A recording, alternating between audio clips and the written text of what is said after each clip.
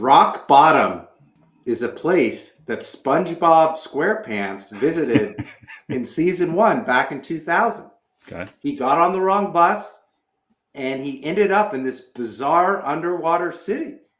Now, while SpongeBob is a fictional cartoon character, the 2025 Colorado Rockies, it's real life drama and comedy. It's a dramedy. And the Rockies have hit rock bottom, Big Ben. Let me give you some stats here. The Rockies have 4 8-game losing streaks. They've been swept 10 times. 10 series. There's only been 20 series. They've been swept 10 Half times. the time. Wow. They're the fastest team to 50 losses since 1884. 84. They are 9-50 as of this recording, and they're on pace for a 25-win season and a 137-loss season. 137 losses. So I want to play a little over-under game with you. You know who's the happiest about this happening? Last year's White Sox team. All of a sudden, we forgot how crappy the White Sox were last year. Yeah. And the Pirates this year. They're horrible, but no one talks about them because the Rockies are so bad. Okay, go on. All right, so a little over-under. A couple episodes, we did Aaron Judge versus the Rockies. Now we're going to do your favorite West Coast athletes against the Rockies. We're going to start off with Cal Raleigh, the slugging catcher. Maybe he's a Hall of Famer. Are you going to take the over-under for Cal Raleigh doubles this year or Rockies wins? Cal's probably got like 18 doubles this year. He's on pace for 21. And the Rockies have how many wins? 7? They're on pace for 25. Oof. Cal could heat up. Cal could heat up. The ball's going to fly a little bit further. I bet the pitching that, Cal's smart enough. He's a catcher. I heard someone say like a catcher knows the pitch out of the pitcher's hand maybe before it comes. So Cal's going to take what's given to him. I'll take the over on Cal. Oh, he's going to hit more doubles than Rockies wins. More doubles and home runs. Home runs is a given. Right. But okay. All right. Double up. Teaser. Give me both. All right. So the Rockies are on pace for 137 losses. Okay. Aaron Judge walks versus Rockies losses. Last year, Aaron Judge walked 133 times. This could be pretty close. They're going to have data on this, right? They're going to be like clubs are going to know if I walk Judge, what's the impact? If I don't want, it's a probability matrix at that point. You have some stat guy punching something in based on the pitcher. Down the stretch, though, the AL East, but down the stretch for both teams. Both teams. AL West stinks, AL East doesn't stink, but the Orioles stink this year. Blue Jays, because it's also like what team's jockeying, right? If we're both going for the playoffs, I'm probably walking Judge. I'm not going to let Judge beat me. So the strength of the the Rockies just call it prospects. I mean, who's their AAA team? Like, you got to think every guy in AAA is like just ready to get up there. We're going to call them July call-ups this year for the Rockies. Give me more walks for Judge. All right, last one.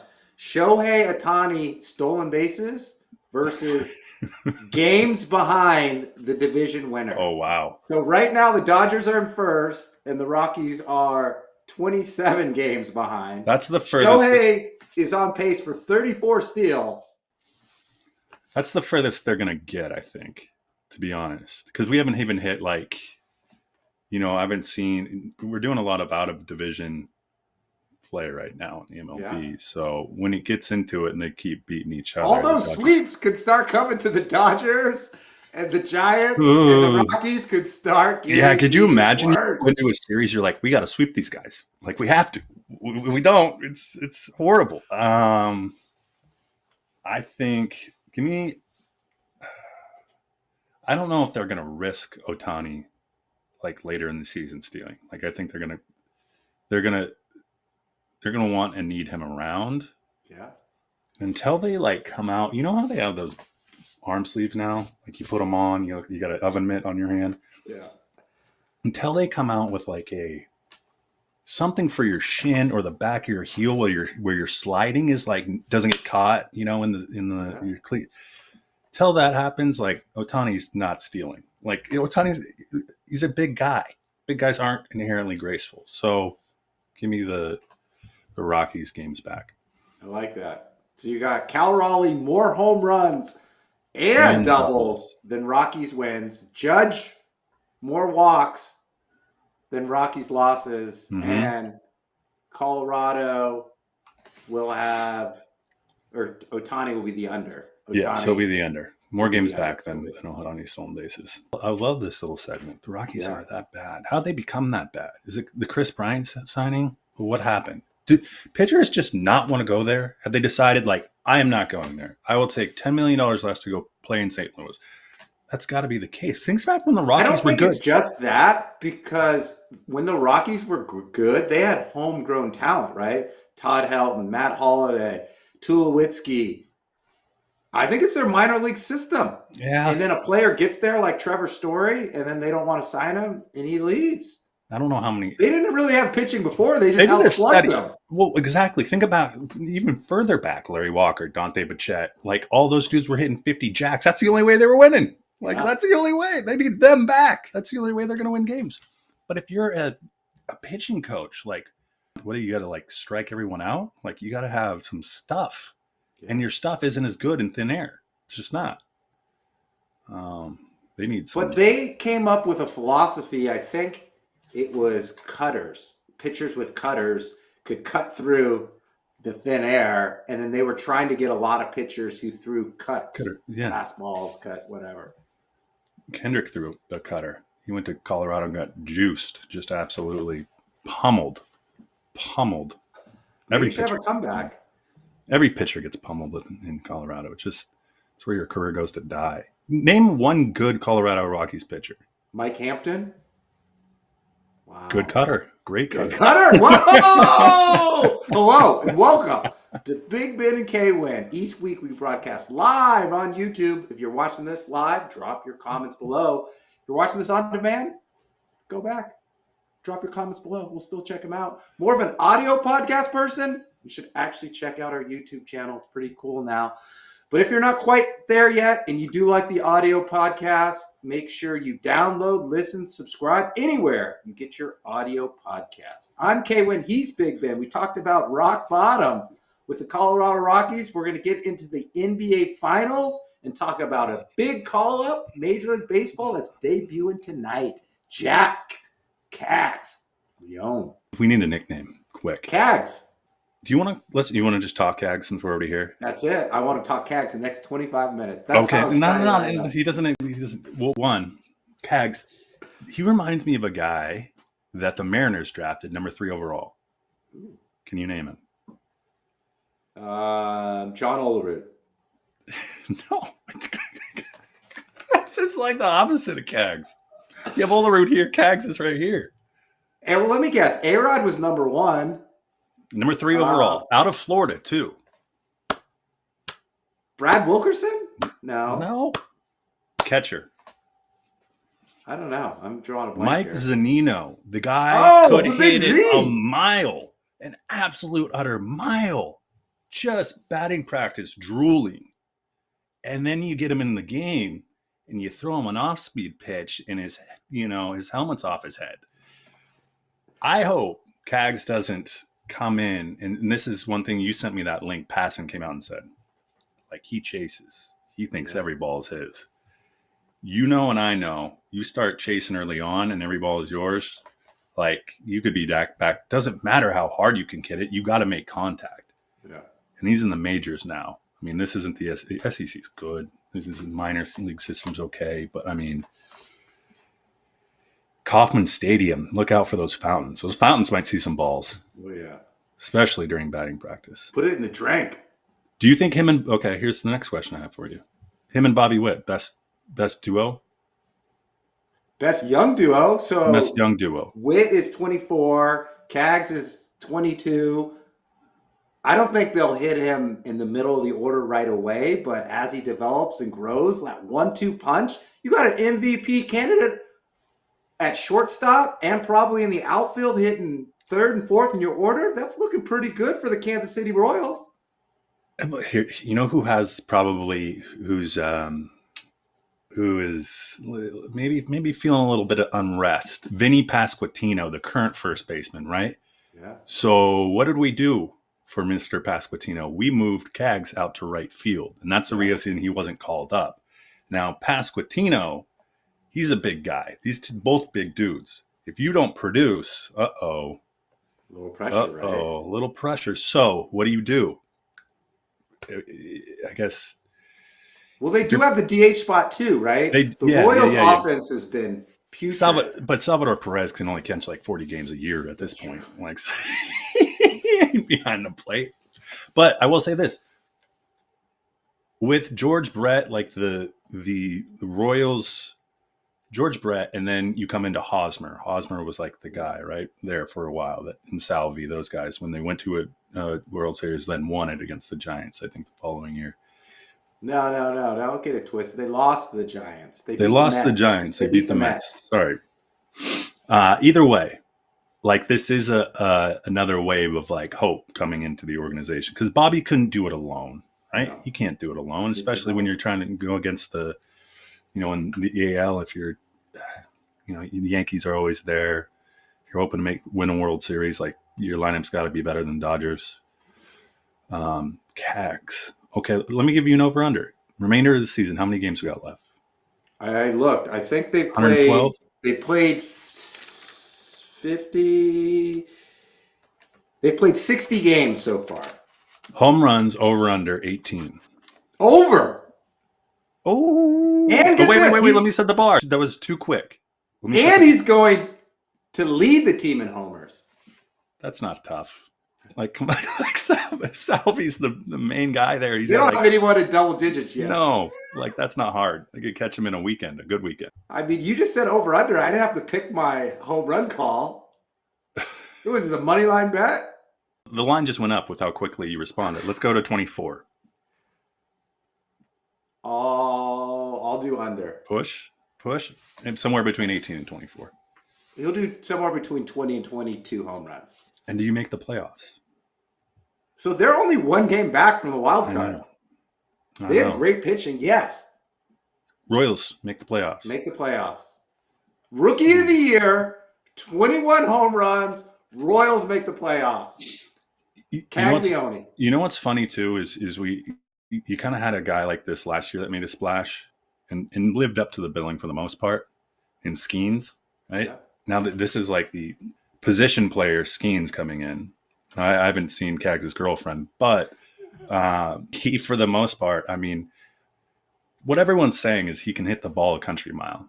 It's just going to be interesting. And the downside, I mean, where do you hit him in the lineup? Well, I think starting out, you probably put him fifth or sixth, right, to get him comfortable. You can't put him too low because then he doesn't have any protection from anyone else. Hold on. Hat bet. Wow. Okay. I want to stick on the Cags home run. I want to do a Cags home run watch. This is going to be fun because I will actually watch or track the Royals down the stretch. You're saying under 24, over 18. So you're saying that cushion right there, somewhere between. Yeah. I get anything above or below. I like that. Wait, so I get I get between 18 and 24? Mm-hmm.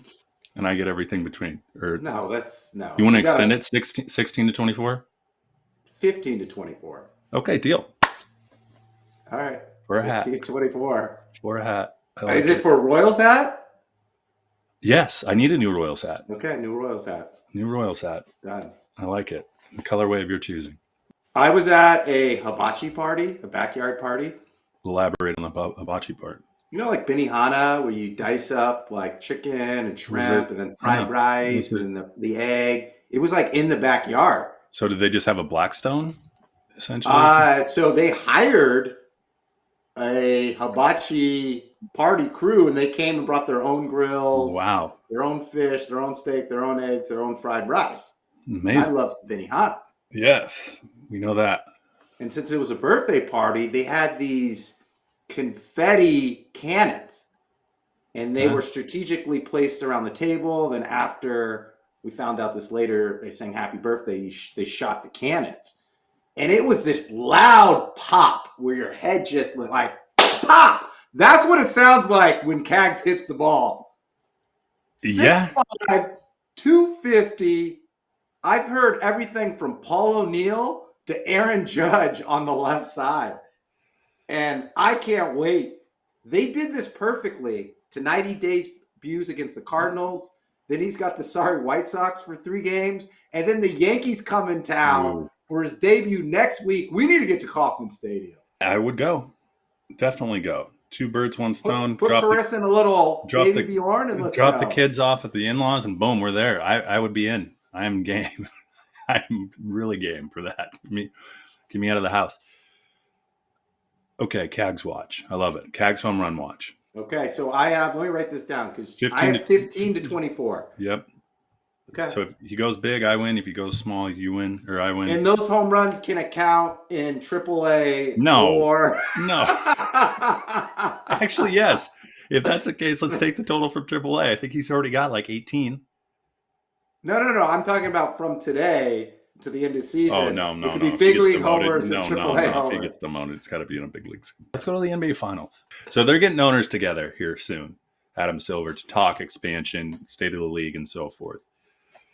And I don't know what the discussions are going to be about in terms of marketability of the league long term.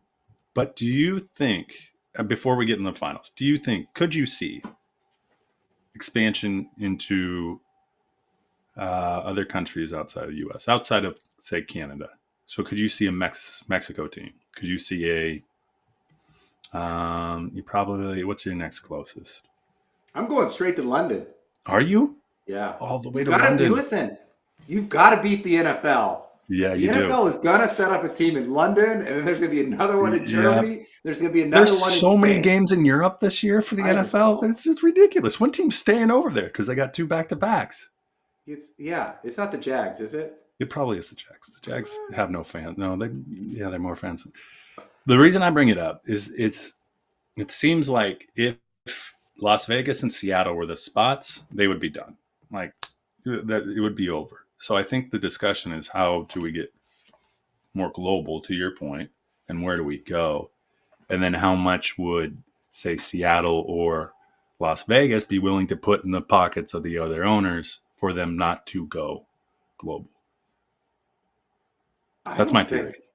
Seattle and Vegas can stop this global expansion. Well, no, I'm saying they could by offering more money for the franchise. In the sense that's revenue share to the other owners. Okay, all of a sudden the owners are voting. The voting says, okay, I really don't want to take my team to Mexico. It costs me more money, blah, blah, blah. Oh, whoa. We're saying where a current team in the NBA is relocating. No, I'm saying expansion. We're saying brand new team. I'm looking, say Mexico City and London, right? Yeah. Or Seattle, Vegas. Well, the overall growth and value of our franchises might go up. New fans visiting, blah, blah, blah. That's great for the game, so forth. But is there the infrastructure there? Do we want our players flying? All that stuff. Blah, blah, blah. Or do we drive up the price by posturing that we are going to allow that to happen potentially? Therefore, Las Vegas and Seattle, we need more money from you in order to see what I'm saying? A little House of Cards thing. Wow, hey, we got an offer on line 1 from London. Yes, exactly. Yes. Wow. I think that's what's going to happen in this meeting round. Because to your point, you can't let the NFL be first. No. This game is you've already seen an influx of players from international. Look at the last. Are there any more good American players? Exactly. Look at the last probably 5 drafts, top 10. I bet you half are international players. Yeah. And I mean, it's not like they're just so players, right? We're talking Wemby, we're talking Jokic, we're talking all these players from international. Look at the best 4 players in the league: Jokic, Luka, Shea, Giannis. Yes, exactly. So in the event, and then number 5, Halliburton. Exactly. So in the event that you you said Halliburton's 5? No, I'm sorry, I was distracted. All the while, okay, when the NBA Finals that may or may not be watched by many are going to take place between the Oklahoma City Thunder and the Indiana Pacers. 1 versus 4. Indiana has surprised a lot of people, but if you looked at what Indiana's done over the last 2 months before the playoffs start, they were one of the best teams in the NBA. and they're clicking at the right time. They've got Halliburton. They've got Turner. They've got defense. They're physical. Look out for my Pacers. Exactly. That's all we got on this finals. Womp womp. I want to say this, though. Sam Presti is probably sitting in, I don't know where he's at right now, but he's probably sitting in a chair. And we need to anoint him the NBA executive. Just put him in the Hall of Fame. To take an OKC, smallest market in the NBA, and make them into the team that they are today with the way that he did it is amazing to me. Yeah. He's always been a mastermind. And after the, Harden, Durant, Westbrook little era post Sonics, you thought, probably won't see them again anywhere anytime soon. You could have gone in the way. What's a lowly franchise in the NBA? It's just not making it. Hornets, Wizards. Sure, those two. You could easily been them. Small market team. We don't have much to play with. But Presti has put and they've dominated. Yeah. Well, but here's the thing: if they win this finals, they've got Shea under contract. They have so many picks. They have so many players. They got Jalen Williams. This could be the run. They have assets and equity. Someone said this. They're only going to get better next year and the year after that. Yeah, agreed. Well, here's the thing too: when you have that many picks and that many assets, it's you can go out and get what you want, but you don't have to spend any players, if that makes sense. You can go, I want this guy. I'm willing to give swap picks, blah blah blah. And that's what Presti does. He's a barterer. He doesn't give up any money. He gives up draft picks. And the only downside to this is, and you said it earlier, your draft gets pretty watered down after pick 6. It's just not as sexy anymore. But at the end of the day, if you have enough probably protected lottery picks, you can go get some good players. Yeah. Well, they are the Oakland A's of 10 years ago, right? Except they're advancing to the finals. The A's hit on all their draft picks. It looks like OKC is hitting on all of theirs. And they have a pick from last year, Nikola Topic out of Serbia. He got drafted 12th. One of the best players in the draft, but he slipped because he got hurt. The rumor is they're just going to slide him in next year. They might have to trade Lou Dort for financial reasons, but they are stacked right now. And the thing, I thought about this today. Remember the Boston Celtics won it? Well, not when they won it, last year when they won it. Everyone's like, wow, their defense is so great. And it was good. And I think the Thunder said, okay, let's look at that. Because what you see is just someone made when you go out and you're playing against the Thunder, it's you can't just pass the ball to a guy, right? Happer, you got to fake the pass, you're always on. You're just exhausted. I think the Thunder have done that, and then they've looked at ways to, they don't shoot the 3 well. That's fine. Let's get good shots for players in the spots they want, but let's not allow runouts. Let's get back and set our defense, and that's what prolong the games, lessen possessions, and they're just going to exert their will on them. Now, I think with Halliburton, top 5 player in the NBA, I don't know. Who are you picking? Thunder. Oh my goodness. How many games? 4.5. Wow, gentleman sweep. Yep. You're not giving the Pacers a shot at all. I'm going Indiana in 6. Ooh. The last time the Oklahoma City Thunder were here, it was the big 3. It was Harden, Westbrook, Durant taking on the Heat. And what did they do? They lost. And then the franchise went backwards for several years. I'm going Pacers. They like to get out and run. They're going to inbound the ball quick. And it doesn't matter whether they're in transition or in half court. They have the most efficient offensive team. Everyone's talking about Halliburton versus SGA. They're talking about Siakam versus Jalen Williams, but it's going to come down to Miles Turner versus Chet Holmgren. And the Indiana Pacers are just too physical. They come out of the East. That's the problem. They come out of the East. Look at the They wouldn't beat the Denver Nuggets in a 7-game series. Oh my gosh, they would roll them. No, they wouldn't. Look at the physicality with Brunson they have to be and how they match up in the front and the back court. They had to be physical with Cat. cat is soft as Mitchell charmin Robinson. tissue. Mitchell Robinson's just a pogo stick. He doesn't get beefed up or anything. Come on, I could back down Mitchell Robinson. Okay. I'm just concerned about Oklahoma City in the half court. They struggled against Denver. They did a little bit. They did a teensy weensy. We'll see. We'll revisit this. Pacers in 6. Pacers in 4.5. OKC. OKC, wow. Pacers the 5th best team in the West. The Clippers could beat the. But that's irrelevant because they play in the East. I know, but what I'm saying is that OKC is the number 1 seed for a reason. The Pacers would be the 6th seed in the West. The Warriors would probably beat the Pacers. No, they wouldn't. You just haven't watched enough games. Okay, that's actually a fact. I haven't, so we'll see. Should we get out of here? Let's get out of here. At Big Ben Kwin _ at Big Ben Kwin _ anywhere you get your social media. That's X, that's TikTok, that's Instagram. I think we're even on Facebook, maybe Blue Sky. Threads. If you like these podcasts, download, listen, subscribe on YouTube each and every week. Also, wherever you get your audio podcasts. I'm Kwin. He's Big Ben.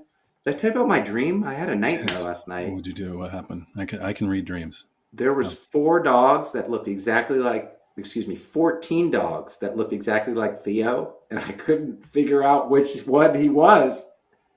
And I'm like, Theo, come here. And I couldn't find him. They all looked the same. They had all the white spots on 14? their hands. You remember that there was 14? I remember, like, where is he? And then we had 14 dogs. So does this mean I need to go out and buy 13 more dogs? I think it means that. Listen, I might have more dogs than Colorado Rockies wins. Boom.